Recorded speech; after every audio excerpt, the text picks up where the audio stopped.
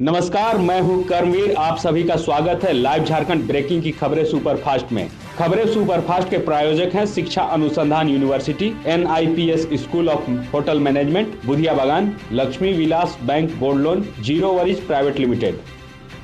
चाईबासा के गुदड़ी नरसंहार मामले को लेकर मुख्यमंत्री हेमंत सोरेन गंभीर, आज मिलेंगे पीड़ितों के परिजनों से। मुख्यमंत्री हेमंत सोरेन ने कहा, नहीं बख्शे जाएंगे गुदड़ी नरसंहार के दोषी। राज्य में महागठबंधन की सरकार बनने के बाद हुई पहली नरसंहार की घटना, ग्रामीणों ने पत्थलगड़ी का विरोध करने वालों की कर दी हत्या। केंद्रीय गृह मंत्री अमित शाह ने नेताजी सुभाष चंद्र बोस की जयंती पर दी श्रद्धांजलि।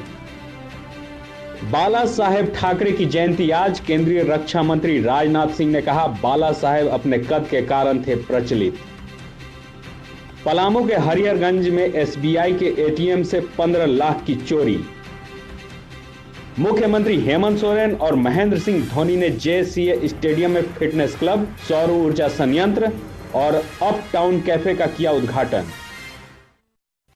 झारखंड हाईकोर्ट ने स्थानीय नीति मामले में पूरी की सुनवाई, फैसला सुरक्षित। देश भर में आज मनाया जा रहा है नेताजी सुभाष चंद्र बोस की जयंती, राज्य में भी हो रहे हैं कई कार्यक्रम आयोजित।